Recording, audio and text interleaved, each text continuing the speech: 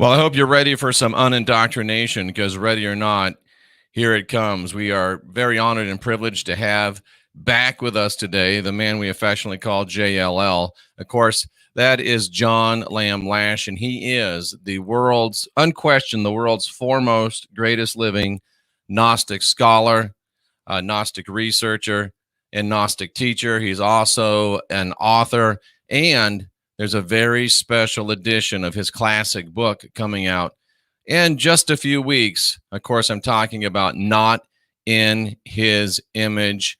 And without any further ado, let us welcome in the one, the only, the worldwide treasure, Mr. John Lamb Lash. Nice to meet you, or see you again, John. Likewise, Jeffrey. I consider it always a privilege to be in the same place at the same time with a brother in heresy. That's how I regard you. Absolutely, 100%. There's not enough of us. John, tell us about the special edition of Not in His Image that's coming out. Publication date is September 18th. You can pre-order it now, either from Chelsea Green Publishing in the U.S. I prefer that. I get a little more when you order it from my publisher, or of course through Amazon and other channels. Now, this is the 15th anniversary edition. It's the same book with the same message, the same impact, which appears to have been considerable on the lives of many people over the last 15 years. But I have modified certain key passages, and I've put in a new material here and there.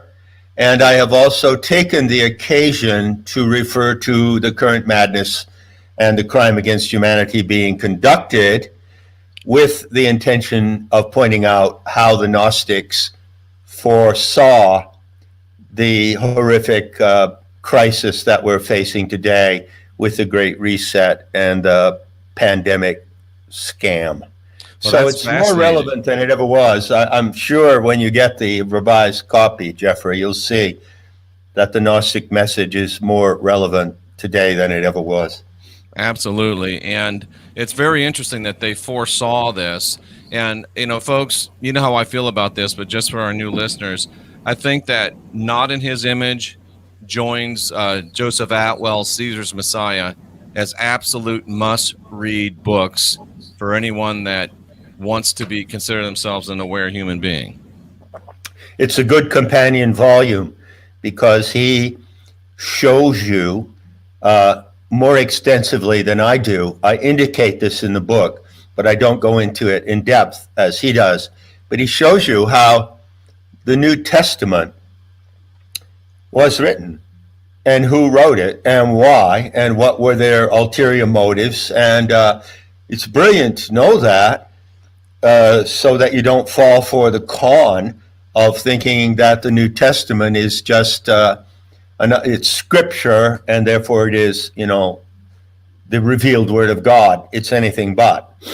Absolutely. And I've had the privilege of having Joe on several times. Now, maybe we can do something together someday, the three of us. That might be brilliant.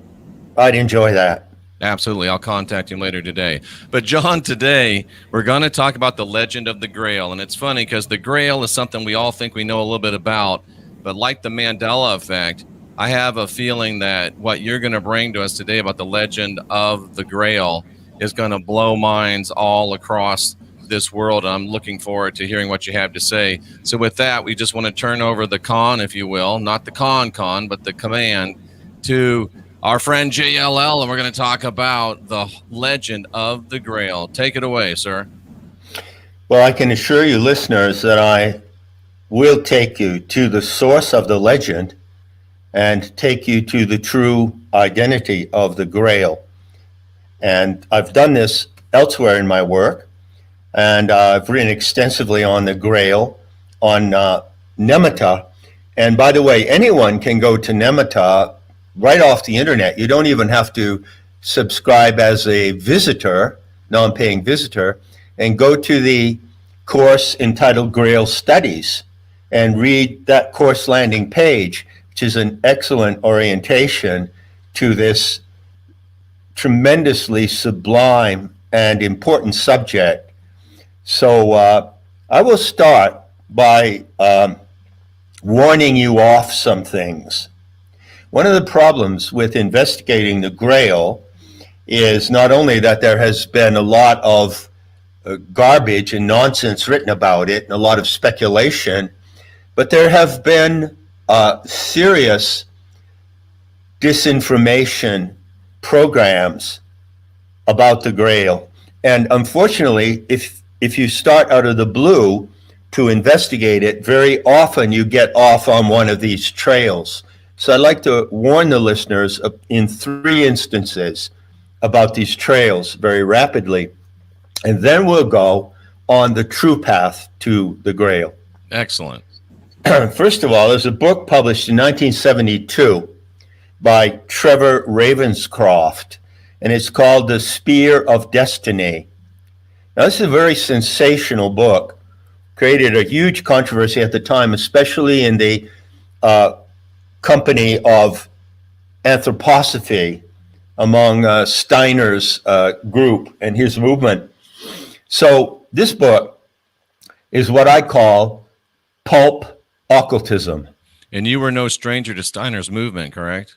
Not at all. I was in the heart of Steiner's movement for almost 20 years. Mm-hmm. I never joined the movement. I was an infiltrator, but I did meet key people, and I did get to cover just about everything that Rudolf Steiner ever wrote or spoke in his lectures. So when this book came out, it was a big scandal among the anthropops, as we call them. And I'll tell you what's wrong with this book. Many things. But it claims that Adolf Hitler was obsessed with this object called the Spear of Destiny, which was in, and still is, I think, in a museum in Vienna. And the story goes that the Spear of Destiny was the end, the tip of the spear, not the wooden shaft, was what remained of the spear with which the centurion Longinus pierced the side of Jesus on Golgotha at the crucifixion. That's the whole backstory. So believe that if you will. I personally don't believe that story, but obviously if it were the case, it would be a very powerful religious talisman. And so Ravenscroft weaves a story about the Grail, and the big problem with it is that he makes Rudolf Steiner the hero of the Grail wisdom, and he makes Adolf Hitler and the Nazis the enemies of the Grail wisdom, who, in fact, Ravenscroft says, attempted to assassinate Steiner in a train station in Munich. The problem with this whole story is it reverses the actual facts. The actual facts are that in the spiritual ideology of the German movement of that time, of the 30s and 40s, the leading figures of that time, including the Führer himself, looked upon the Grail as an ideal of the warrior class, and they placed themselves in that class. That's the true story, which has evidence behind it. But Ravenscroft turned it around and made those Germans, those evil Germans, the enemies of the Grail. Don't go down that track. Second book that came out was another huge scandal. In 1982, 10 years later, 3 British authors, including Michael Bagent, whom I knew in London, and I spoke with him on several occasions, he's a Mason, wrote a book called Holy Blood, Holy Grail. Mm-hmm. Now, in this book, they created another false trail of disinformation. The book claims that the true significance of the Grail is based on a pun in Old French. So there are 2 words, Saint Grail, which means Holy Grail, right? Right. Saint meaning holy, mm-hmm. or Saint Grail, which means holy blood. Sang is blood. So on the basis of that pun, they developed this enormous, elaborate hypothesis which claims that the historical Jesus identified in the gospel narratives, the gospel fairy tales, Yep. actually had as his wife and consort Mary Magdalene, and they together had progeny, they had children, according to this book. And that bloodline, the sang Grail, the holy blood, was supposed to be the origin of the royal bloodlines of all the European families. So what you find in Holy Blood, Holy Grail is actually an argument for the reestablishment of monarchy and sacred kingship in Europe based on a primal pair of parents, Jesus and Magdalene. Wow. That was a hugely controversial book. Well, everyone knows about the third book that I'm going to mention, which is the Da Vinci Code, Yep. which came out in 2006. And that, as you know, you couldn't get away from it for years. Well, basically, what Dan Brown did was he took the hypothesis of Holy Blood, Holy Grail, and he developed it into a novelistic form. But he basically adhered to their claim that Jesus and Magdalene were the progenitors of a royal bloodline. So the implication is, yes, Jesus was divine or in some way the Son of God, therefore his blood was special, therefore his offspring were the original ancestry of all the royal lines of Europe. And this is a complete fabrication. So beware of those three tracks, because if you read those books, I mentioned the genre, or say pop occultism or pulp occultism. It's like pulp fiction. These three books are actually pulp fiction presenting occult or esoteric ideas. And they will really throw the fairy dust in your eyes, and they will really lead you away from a true recognition of the legend of the Grail and the presence of the Grail. Excellent. So beware. You don't have to be a terribly deep thinker to think out to the end game of what those books are, proposing and what that would mean for the leadership and rulership over humanity, which is not the way we want to go. Yeah, it's just another way of spinning theocracy. Absolutely. And theocracy is the old word for technocracy. So theocracy morphs into technocracy, and technocracy is the current nightmare looming over this planet.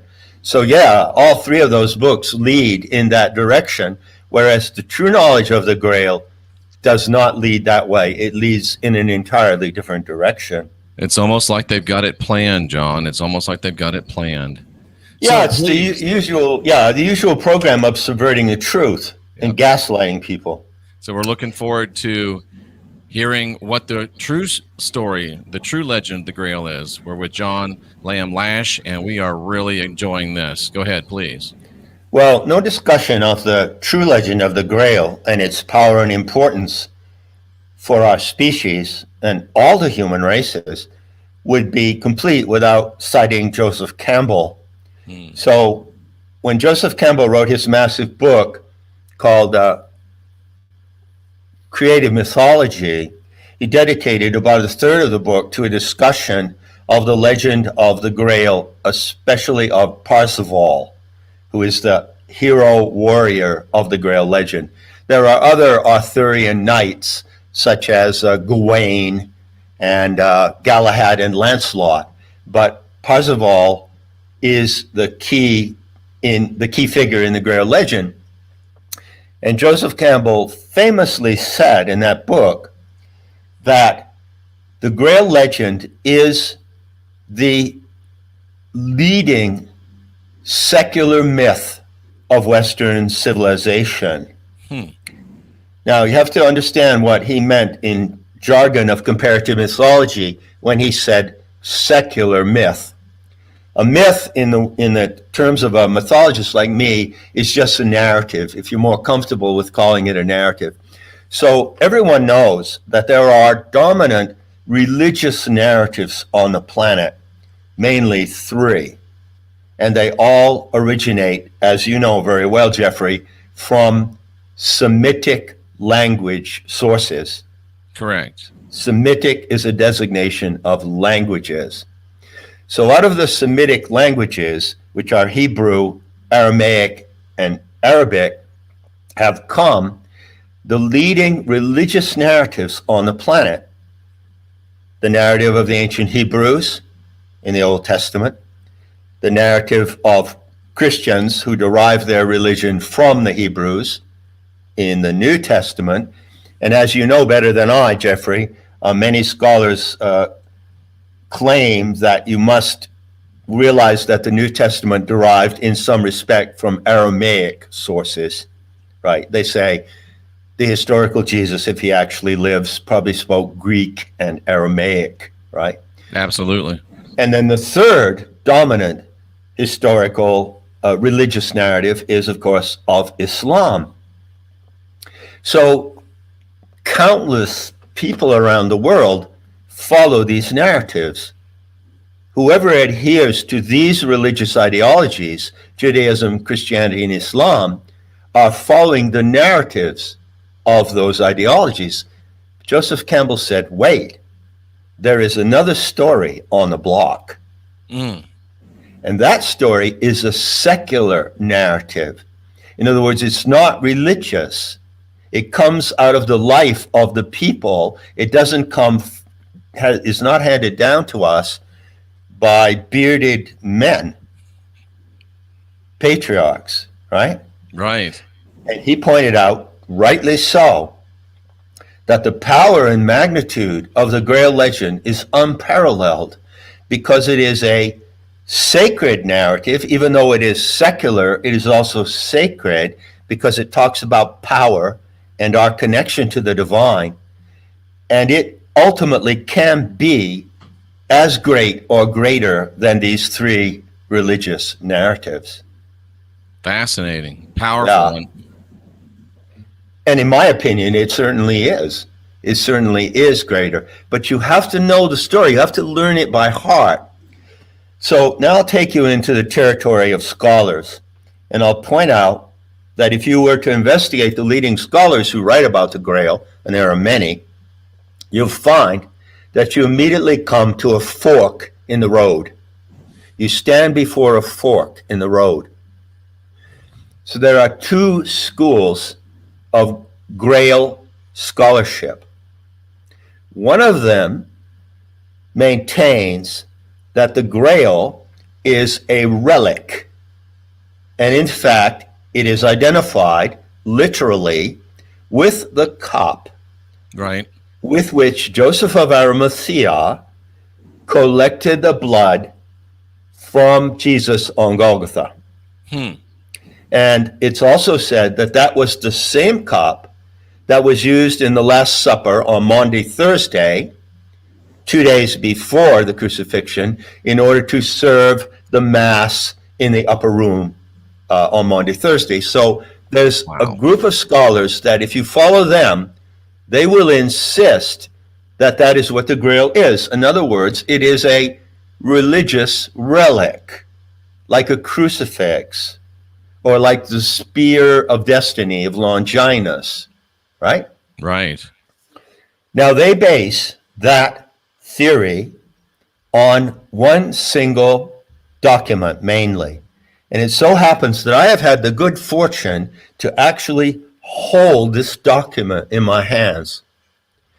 In the 12th century, around 13th century, around 1210, maybe it was a little earlier, there were many legends of the Grail circulating, many variations of legends of the Grail in French, in English, and in German, also in Spanish and Italian. It was the most popular story of the Middle Ages in certain respects. And one French writer was called Robert de Boron, Robert of Boron. And he wrote a Grail story, a variation of the script. Okay, it's like, think of one script and different writers have worked on it, producing different movies, right? Gotcha. And he was the one who identified the Grail symbol and the Grail entity, whatever it was. It's a mysterious thing. He said, yes, we must identify it with that chalice. And then Joseph of Arimathea was said to have taken the chalice, as you know, to Cornwall in England, and then it was supposed to be in Glastonbury, and then it was supposed to be in Prague, and then it was supposed to be in Bruges in Belgium. And so people are running all over the world for centuries looking for this relic. Well, I happened to be in Amsterdam at the Hermetic Library some years ago, and the founder of the Hermetic Library was a Dutchman named Ritman, and at that time he had a rare collection of medieval manuscripts, absolutely priceless. Wow. And one of them was the manuscript of Robert de Boron. Wow. And I was invited into his private collection, and his curator, a man named Janssen, actually pulled this manuscript down from the shelf and put it in my hands. It's amazing. It's printed in vellum. It's written in vellum, which is an animal skin, just as soft as you can imagine, like silk, and beautifully printed with little postage size illustrations at the beginning of each chapter. So I've actually touched this, but I want to warn listeners again, if you go down that path, where the fork in the road, then you will basically be indoctrinated into a Christianized version of the Grail legend.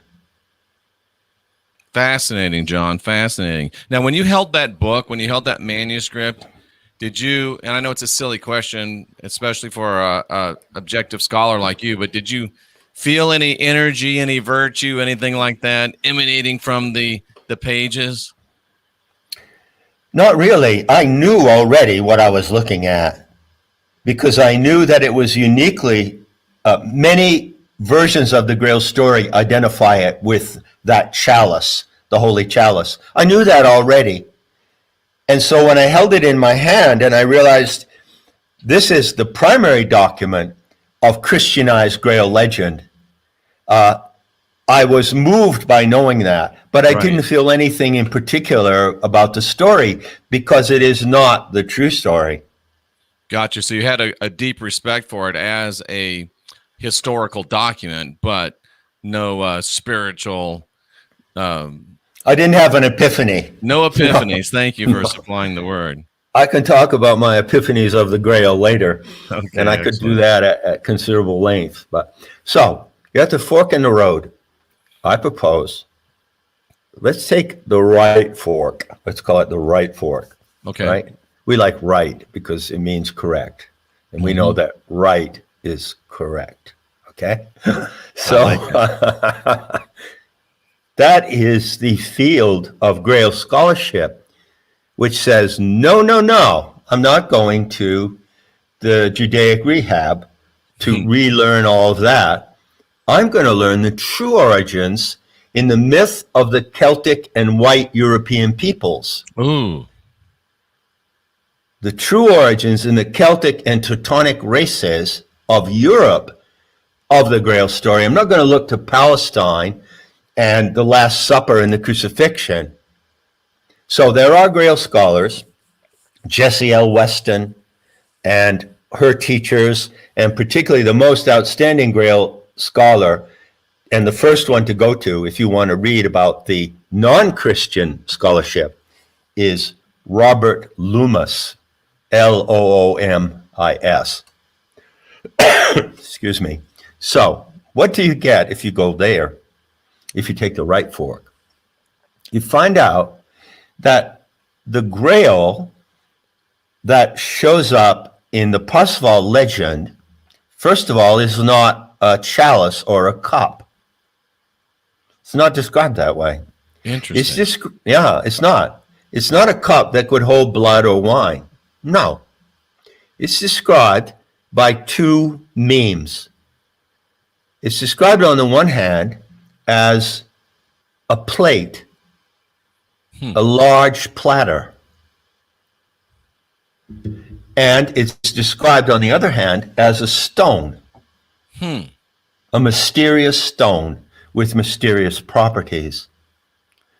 So these descriptions of the Grail predate the Christianized version of it by centuries, if not millennia.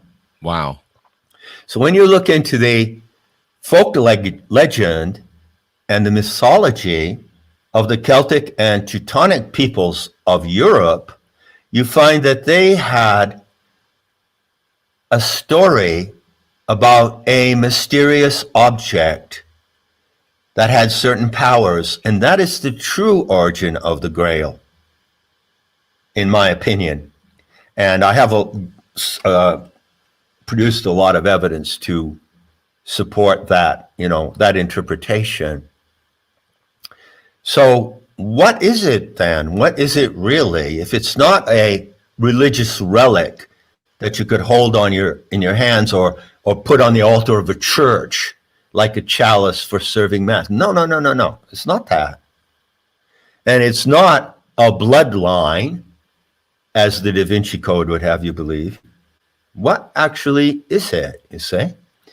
So the story of Perceval, let's go now to what I call the primary source that I always refer to. I would advise readers who want to know about the Grail story accurately can find it on Nemata. And there I have written a synopsis of the story. So it's like a short version you could read in, say, 20 minutes. I have to tell you, it's a long and elaborate story, and it's a magnificent story. When you read it, it's a story of knighthood, knights in shining armor. It's a story of vows of honor, of betrayal, of magic, of beautiful castles and ladies in waiting and tournaments. It's like a cinematic film in absolute widescreen Technicolor. And in order to get the best version of it, read the translation of Perceval, spelled with a Z, that's the German spelling, by Cyril Edwards, Edwards. And that is the translation of Wolfram von Eschenbach. And that is by far the best version of all the Grail legends that really takes you into the heart of the mystery. John, okay? It's almost like, I wrote down, you've got the blood and the power, and they're trying to, it seems like in my mind, as I listen to you, that this whole emphasis on blood and rulership and control of others versus the realization of the power and the majesty of our great historical people. Exactly.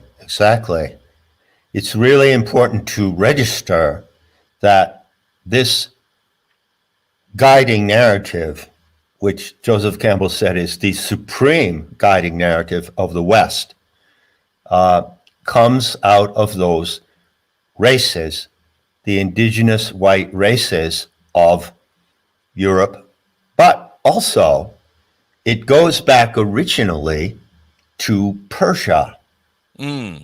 The story goes back to Persia in a really interesting way. And I hope I can explain this in a user-friendly way, because this is what I'm going to try to tell you now is one of the most fascinating things about the Grail legend. You see, when you think of Persians in the pre-Christian era, you locate them in Iran, what is today Iran, and it runs all the way up to the Caucasus Mountains, and that is the border that goes into the area of the Caucasus, which is, in my view, the homeland or geographic matrix of the rootstock of the white races. So the original Persians were Aryans. They were white. Absolutely. They're not Arabic. They're not Armenoid. See? Such an important distinction that so few people get. Oh, really? Really? So it was actually, as I explain in Not in His Image, it was a group or movement that came out of Persia called the Magian Order, Magian. And it came out of Persia, as far as I can tell. I could identify the taproot as 6,000 BC. And this movement existed for a very long time and evolved. And it is from the Magian Order that those whom we know to be the Gnostics eventually emerged. And it was the Gnostics who became the founders and teachers of the mystery schools. This is a long story. I'm going now to the ancient taproot of the Grail story. So how does the Grail of the Middle Ages relate to the mystery schools? This is the key to everything. I have shown in Not in His Image that the teaching and tradition and practices of the mystery schools was based on one event, one experience, and one only. And that was the encounter with the organic light. Right. Right. Now, it so happens that I appear to be the only scholar who's come out openly and talked about this. And there's a good reason why. It's because honest scholars of the mysteries, and there are a few, admit that there is no surviving record of what the initiates actually did in the innermost sanctum of their mystery schools. They kept it a secret. So how could anyone later, centuries later, know what they actually did, you say? The only way that you can know what the central illumination experience of the mysteries was, given there's no surviving evidence, is if you have that experience now. Yes. Yes. That's the evidence. Isn't it interesting that the core truths can only be learned by personal experience? There's no hand-me-down revelation in true enlightenment.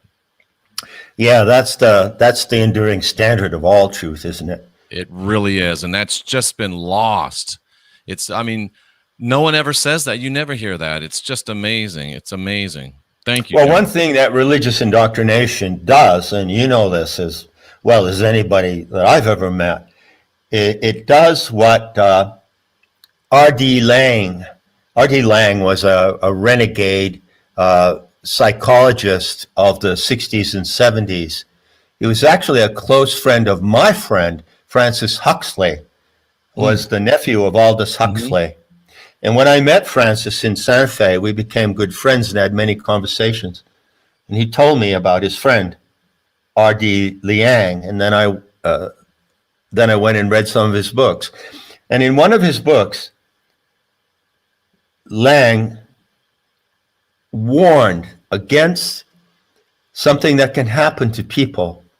He said that they can be indoctrinated by religion, politics, education, the media, in such a way that it destroys their own capacity to have their own experience.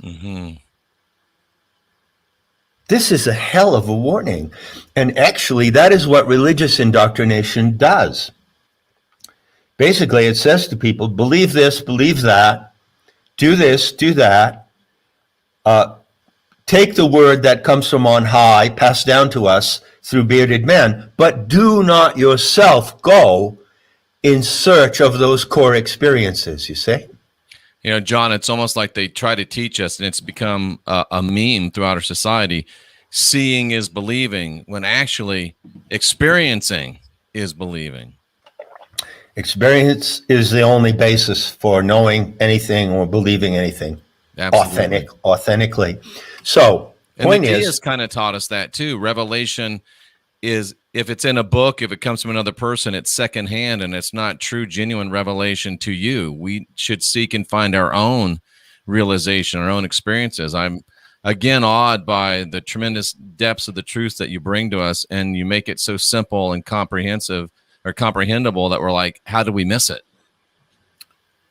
well, I certainly seek to make it direct, and I can take it even further in this conversation by saying that the revelation experienced in the inner sanctum of the mysteries was the encounter with the organic light, which exists today, is an experience to be found and undergone today as it was then.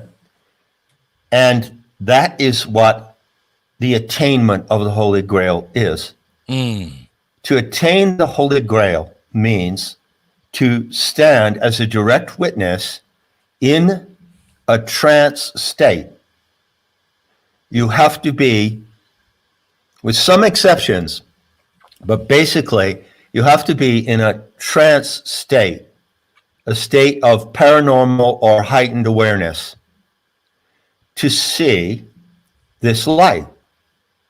So what is this light? I've explained at length what this light is. And again, I want to point out that no scholar of the mysteries ever explained this, because the mystery teachers and initiates didn't speak about it or write about it. It was so sacred that it was only passed on from one individual to another in direct experience. And John, if you think about it, of all of the secret orders and all of the mystery schools, that's the only one that I'm aware of that has truly continued to be secretive. And it speaks to me of the genuineness of what you're saying, that it has retained. It's so sacred, it's so moving, it's so genuine that people wouldn't even, they would gladly die, as many have, rather than reveal it. That speaks to true, genuine reality to me. Totally. And I might add that I don't like the word secrecy. And as you know, and as JFK said, a month or so before they killed him, we are under attack by secret organizations, and secrecy is anathema to a free society. You see, I don't like the word secrecy. The Jesuits are secret. The Zadokim are secret. The CIA, they're all secret. But their purpose of their secrecy is to control and manipulate people.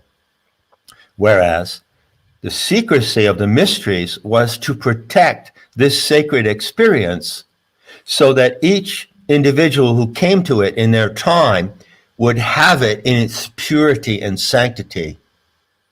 You see? And you have no expectations. You're going in with no preconceived notions.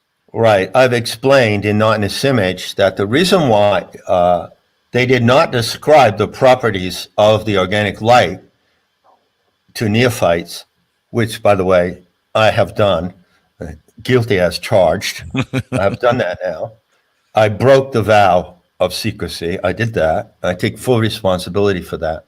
But the reason why they didn't tell them, well, when you are in the altered trance and you have been lifted out of your ego kind of melts away. It doesn't disappear. You don't forget exactly who you are. You don't go into some panic state of amnesia. But the ego is like your consciousness of your ego now and mine of mine is perfectly normal. We need it to function in society. Absolutely. But in order to go into this sublime experience of witnessing the organic light, it's as if the ego is a glare. It's as if you were trying to read something that's written on a brass tablet, and there's a glare of light on it, and you can't read it. So the glare of the ego has to be temporarily removed. And so that's what happened when they were initiated into the mysteries. And the veterans didn't tell the neophyte what they were going to see, even though they could describe the properties, as I have done, because it would have queered or deviated their naked and honest perception of the light. You see? I do. It's like if I had a great place where I canoed on a lake, and I had a little, house there nearby, a summer house, and everything was just beautiful and glorious, and there were ducks and foxes and willow tree over the lake, and I wanted to take you there to enjoy it with me. Well, I might be tempted to blindfold you. Ooh. You see, and I wouldn't tell you anything in advance, because then when the blindfold was taken off, when the ego was removed, because I hadn't told you anything about this exquisite magical setting, it would impact you with its full power. See? Very well done. I think that's a very good analogy for why they preserved and protected the encounter with the organic light. So in my opinion, there is only one real, exact definition of the attainment of the Holy Grail, and that is the experience of this light.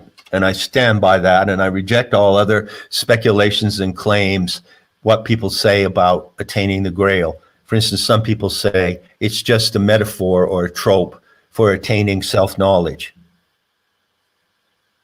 No. It's a real experience of the supernatural presence of the Aeon Sophia.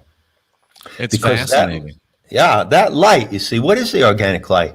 Well, as I explain in Not in His Image, the Sophianic narrative, the fallen goddess scenario, says how the earth appeared. It explains the origin of the earth, and it says no one ever created the earth. No gods, no deities or gods or goddesses ever created the earth. The Aeon Sophia, coming from the center of our galaxy, turned into the earth. She morphed. And so when you see the land, the soil, the mountains, the trees, the clouds, the oceans, that is her body. To use the term from Scripture, and I know I like this term actually, it's her raiment. Yes, raiment is a nice term. Yeah, it's a beautiful term. Nature is the raiment of a supernatural presence. So when you see nature, you are actually seeing the Aeon Sophia in a phenomenal way. But the story also says, the narrative also says, that even though she morphed into the earth and took on the natural world as her raiment, she also remained what she essentially was. And so the presence of her primary substance body is still here, and that is the organic light. It is a mass of living luminosity that saturates everything. And the ultimate experience in the mysteries was to go into a state of heightened awareness and witness that light and interact with that light. And that today is also the practice of what I call the living gnosis today. Amazing, John. And of course, the natural question is, how does one attain this experience? Well, let's talk about, there are two ways to answer that question. One way is to answer it as I would answer as a living Gnostic today. I would tell you about how I attained it. Obviously, I mean, my personal record of my mystical quest and how it came to me and how I have seen that light at different moments in my life, as other people do, without knowing what it is. And then how I came to see it and know how it is. And then how I came to see it and know how it is and stabilize perception and deliberately return to the perception of the light, and then how I came to teach others to do the same thing. And is there virtue in the returning? Is it something that you do on a regular basis? And yeah. Well, I'd rather talk about that in another discussion. Excellent. What I would like to do is now go back to the story. Excellent. To the legend of the Grail and talk about how Perceval encountered the Grail, how Perceval attained the Grail. Because this is a story like not any other story. And I'm going to give you the real, what I call the insider's knowledge of the story. You see, when you read Perceval by Wolfram von Eschenbach, it is a great medieval legend. And it's a story of knights in shining armor. And like I said, castles, it has magic in it. It has Klingsor, who is kind of like a black magician, so-called. It has a garden of magical plants.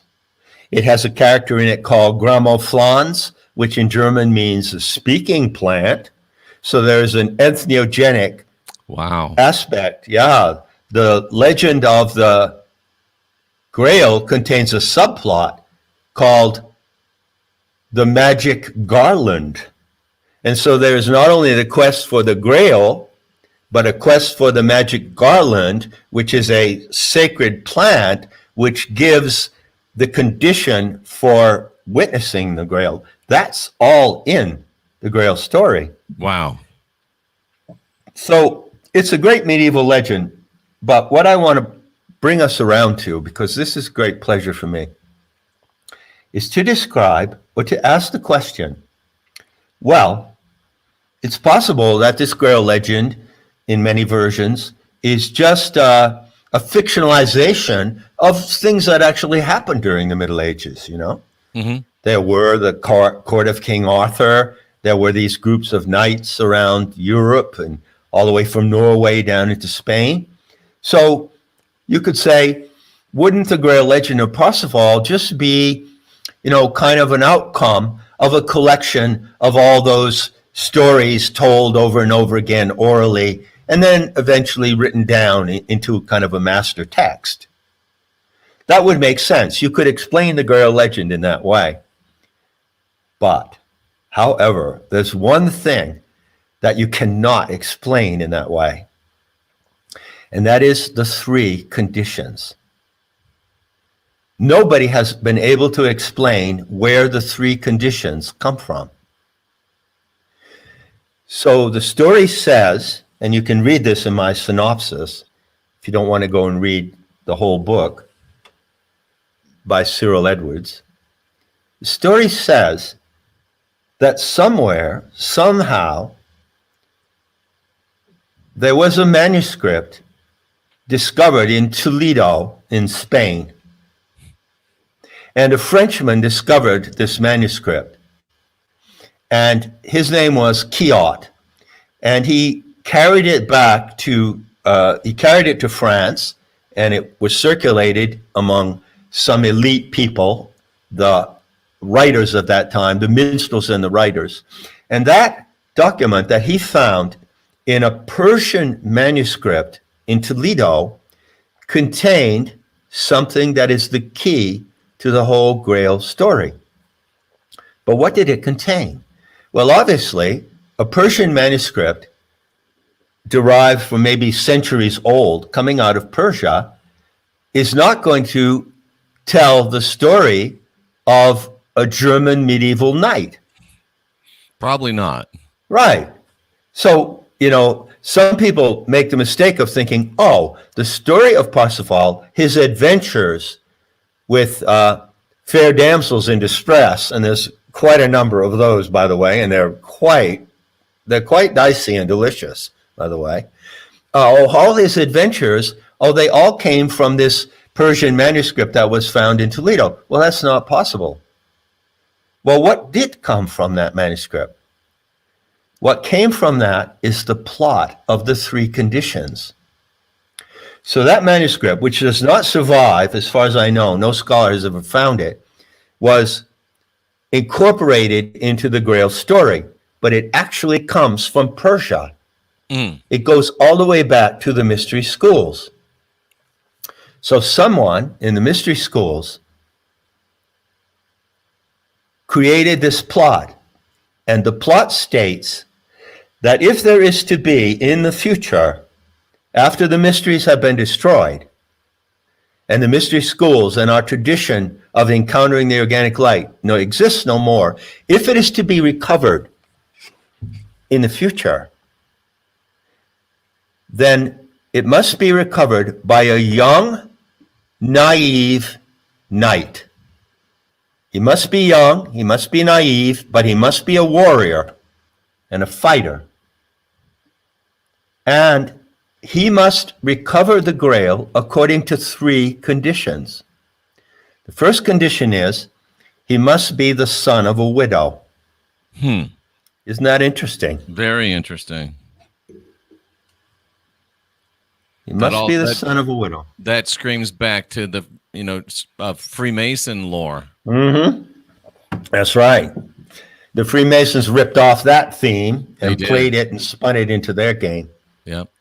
So the first condition, remember. It was also the last words of Joseph Smith, by the way. Someone help this poor widow's son. But anyway. Well, yes, he was poor widow's son, but he was not Perceval by any means. No. So try to figure this. This is not easy when you first encounter it to get this. Someone who knew the secret of the mysteries in Persia, probably at the time that the mysteries were destroyed, around the time of Hypatia, when my book opens, decided that they looked into the future and they said, well, this treasure of the Grail of the organic light cannot be lost. And so how is it going to be recovered in the future? And they scripted the recovery of it for the future. I mean, it's really interesting how this happened. So they said there would be 3 conditions. First was that he must be the son of a widow. The second condition was, as he wandered around the Europe of that time, in whatever setting he emerged, and he did emerge, actually the historical figure corresponding to Perceval probably lived in the 10th century. Okay?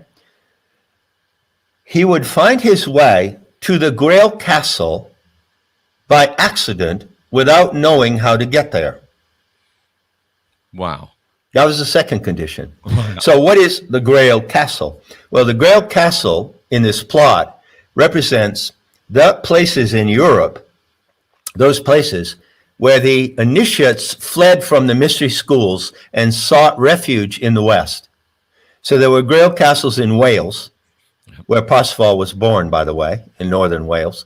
There were Grail castles in Spain, in France, in Germany, and these were the places where the refugees from the mystery schools who still carried the ritual of beholding the organic light were protected, and they lived apart from the world.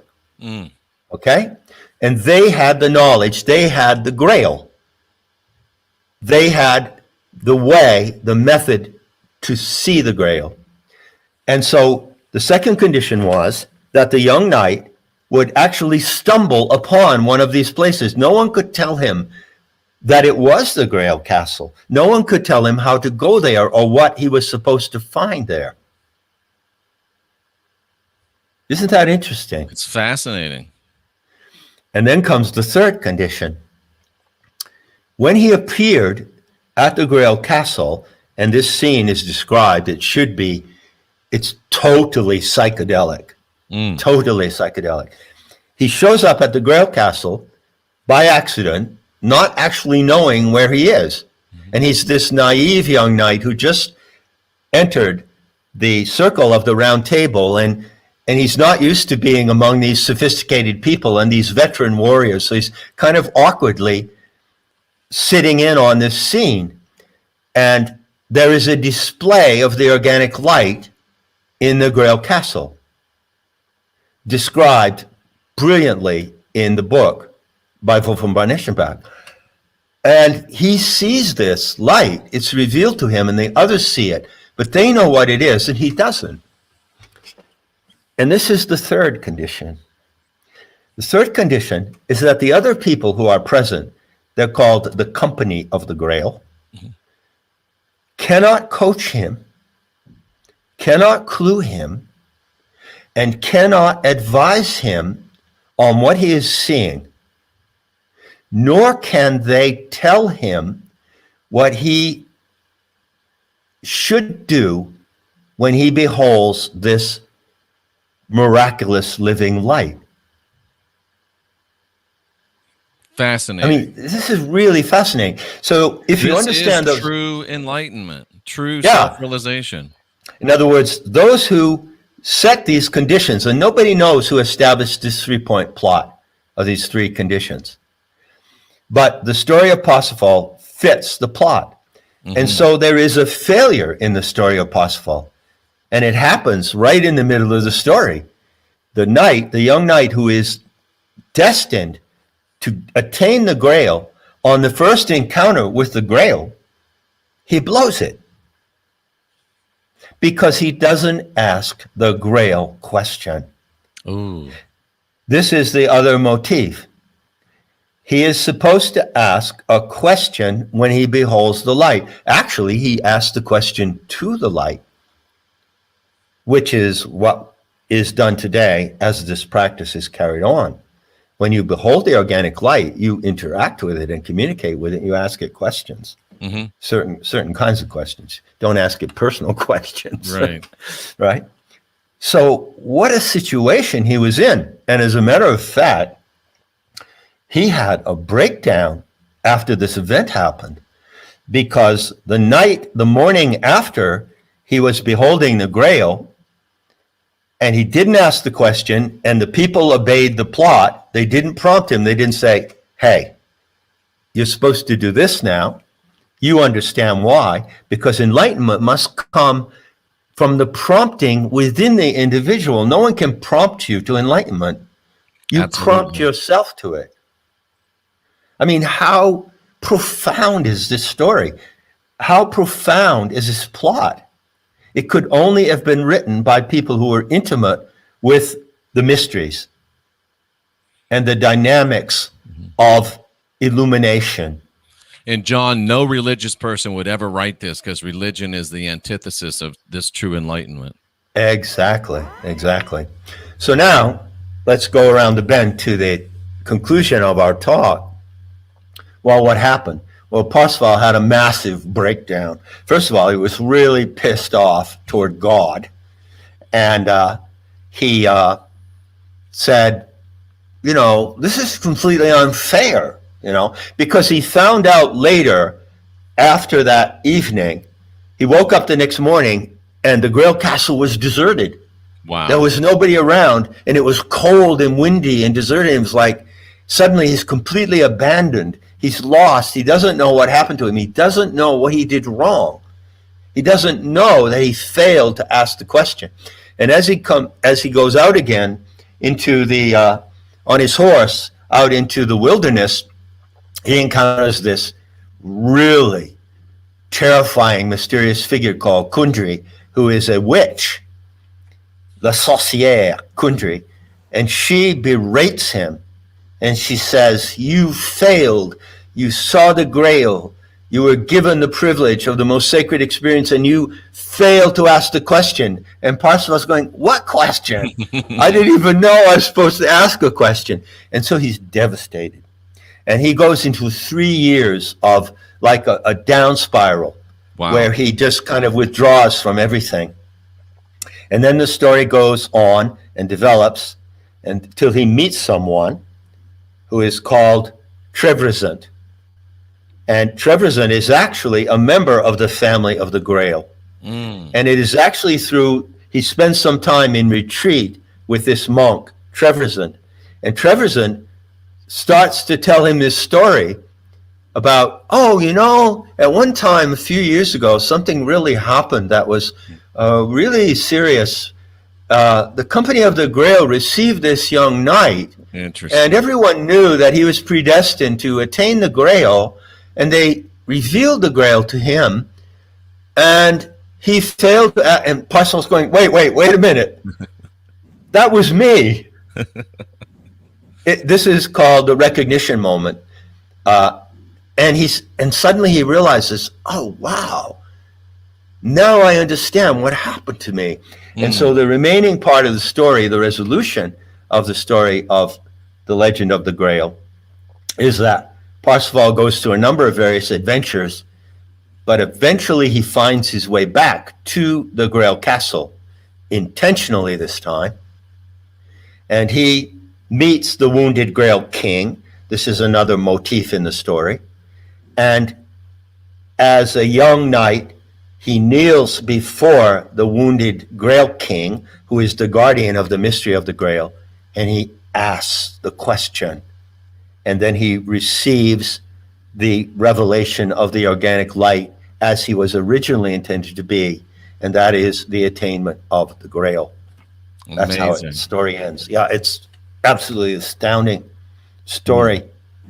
But there is, in my opinion, and scholars like Loomis also confirm this, they say, Loomis says specifically, that the three-point plot of Perceval and this motif of the Grail question is absolutely unique in Celtic and Teutonic folklore.